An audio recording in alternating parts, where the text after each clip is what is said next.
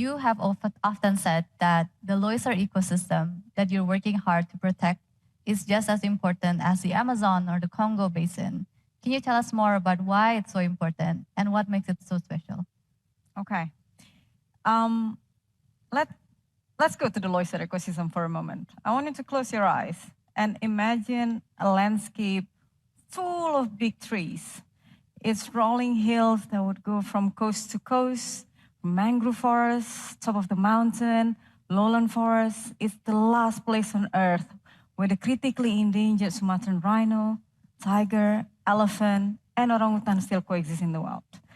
But for a lot of us, the Acehnese, these wildlife are magical and important. They share our history, our folklores, our tales, but more than anything, the Leuser ecosystem gives us life. It gives us source of water. It gives us source of clean air. It's something that Jakartan might be able to relate today.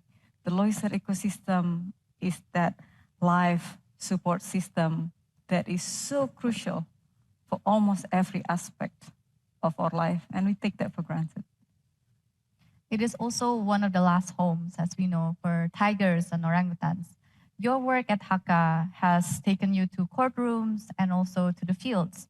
But recently, there's been a shift in your work. You've become more collaborative, more constructive with the government, trying to help implement and trying to uphold the laws that are already existing. Can you tell us more about how that shift has happened? Initially, a lot of us in environmental space come into this space because we are not happy about something. We are not happy with the status quo and we're trying to change it. And initially, we thought the power that we need to change it comes from a space of anger and pushing and advocating and trying to get the law to be enforced, trying to get the government to do something. But then we also realized that on the other side of the table, sitting in the government space, sitting in the private sector is also another human being with needs, another human being with limitations. And those human being is someone that we could talk to. Those human beings also might share goals with us. Those human beings share this planet with us. That get us to better understand that sometimes our protests need to come in a more gentle manner. What can we offer? How can we help? And when we approach the government with this perspective, okay, maybe you don't have enough data on deforestation, let us help you with that. Maybe you don't have the technical expertise to develop appropriate spatial plan for a landscape, let us help with that. Maybe you don't have access to people on the ground, the communities, maybe you don't talk to them, let us help with that. And that's essentially how the shift happens, and that's how we learn that we become a lot more effective when we take a more collaborative approach. Speaking of having people on the ground, I heard that one of the interesting initiatives at HAkA is the women-led ranger groups that you have on the ground in Aceh. But there's also a lot of work behind that. There's a lot of work with the communities, making sure that these women also have the support that they need. Can you tell us more about that? We like the idea of women empowerment, right? We like the idea of we come in and give women the power that they need to deliver the change in the community. But in reality, sometimes we fail to admit the situation where those women exist. Through our work with the community, we have failed on a whole lot of initiatives before we kickstart this woman-led ranger team. We thought we could come in and train a group of women to protect forests, and they would do that by default. In reality, we forget that this group of women exists within a nested community in the village where they continue to play multiple roles. So when initially the training comes, we thought,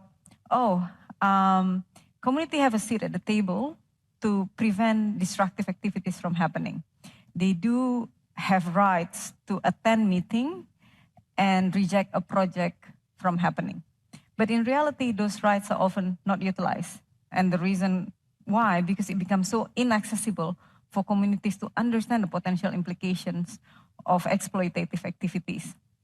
Because of that, they ended up dealing with the destructions after it happened. So when we initially trained the community to participate in environmental impact assessment, in paralegal, to begin demanding their rights, this community also learned the fact that they have power. But that power could only come when they are supported by the others. I have a joke that was told by one of the male in the community members. The last time I was in the field, I asked them, how do you feel now that your wife is sitting with the minister instead of you? And he said the funniest thing. He said, before my wife started patrolling, she have always cared for the environment. But back then, if we have meetings in the village, the woman would sit at the back and prepare food. But now, since they start patrolling and they start sharing panel with the minister, now the women argue in the meeting for a budget to patrol the forest. And that's a shift in the community that we did not expect. But somehow, by listening to their needs, listening to their wisdom, and enable and facilitate and co-create with them, have enabled us to elevate everything that they already started. You've touched on a really interesting point here, which is that you really need the buy-in of the entire community. Especially in Indonesia, there's often a dilemma between lifting people out of poverty and conservation. And sometimes we even hear the government saying that conservation work cannot come at the expense of economic growth. You have been pretty vocal in saying that it's not an either-or. It can actually be done in tandem. Would you like to talk more about that? There's a whole lot of one-liner campaign that say there is no planet B. There is no growth on a dead planet. And a whole lot of this one-liner oftentimes is seen as slogans and logos that might not mean anything. But in reality, those one-liners are true, but it's an oversimplification.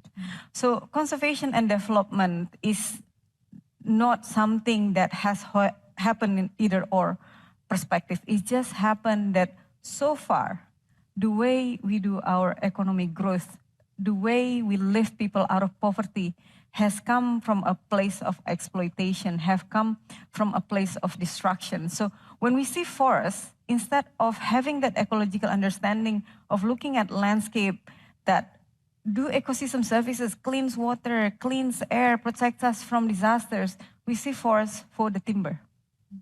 When we see forests for the timber, we choose to extract it, sell the timber, and then somehow lift people out of poverty out of that.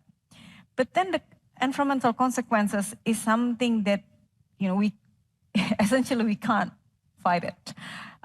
We can't deny the fact that the earth functions that the way it does, no matter we believe it or not. In the same way that we can't deny that gravity happens. We can't deny the fact that when deforestation takes place, in certain areas, natural disaster almost certainly will ensure. And those natural disasters come at a cost. If we look back into the economic system in the province where I work, in Aceh, people are quite familiar with 2004 tsunami. People are not so familiar with the floods in 2006 that wiped out the east coast of the province. The environmental cost of that flood happened for a week. The environmental costs in terms of infrastructure, destructions, loss of livelihoods, loss of homes, and other infrastructures was equal to the provincial budget for that year. But somehow the way we do our economics doesn't calculate and doesn't merge both into the same spreadsheet. And the same way that when we looked at the financial consequences of forest fires back in 2015, because the one that generate money out of engaging in these activities and the one that is taking the financial burden out of the forest fires are separate group of people. So sustainability is just good business. I do want to talk about the private sector. We do have in this room the business and financial leaders in Indonesia.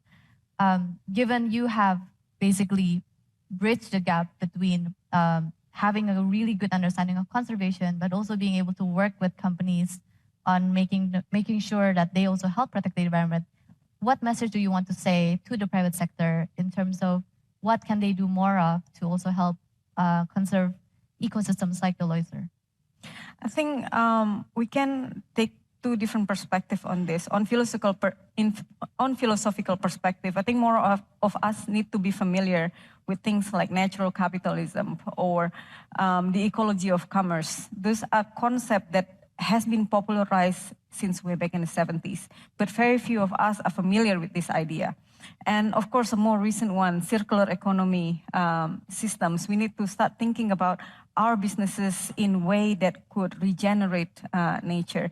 And on a practical sense, I think businesses need to start looking for more and invest more in those regenerative businesses, regenerative agriculture, the businesses that do restore the planet as well as creating profits. And we need to move away from investing from direct exploration activity, those activities that would clearly have direct negative implications for the environment.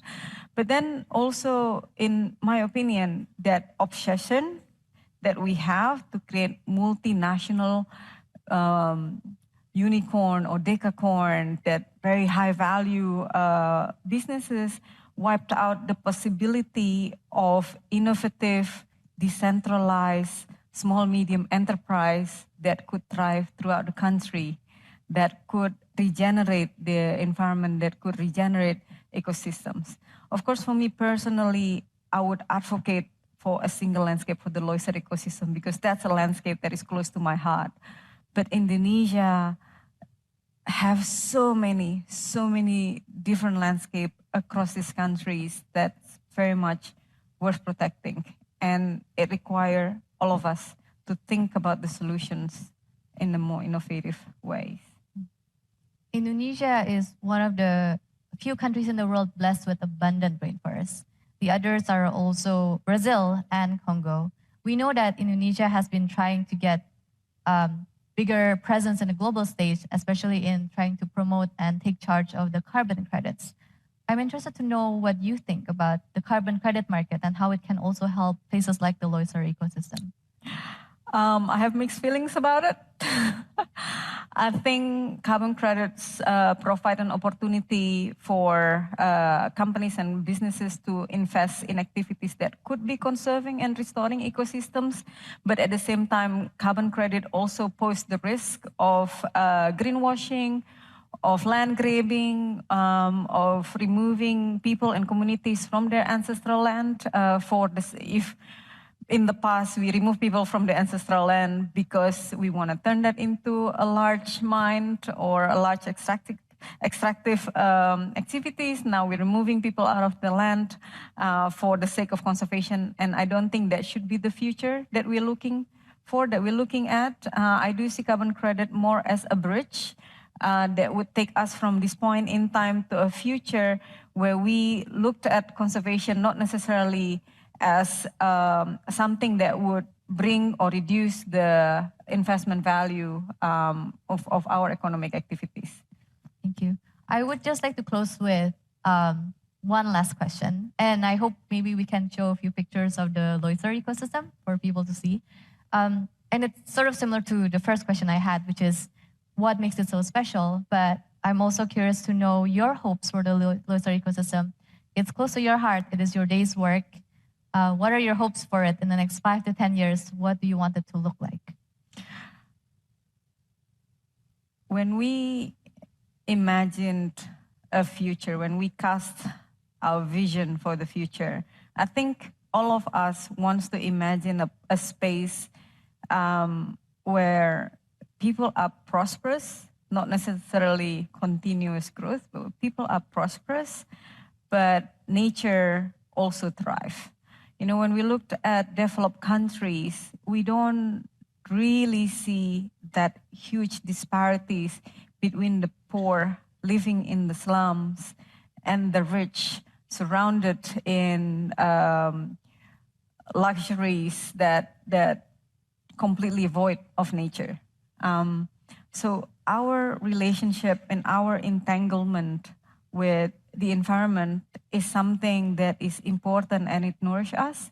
And when it comes to my personal hope for the Leuser ecosystem is that one day we would be protecting this landscape because it will be a choice that makes sense, that it's no longer a fight, that it's something that we love, but it's also something that we want to protect.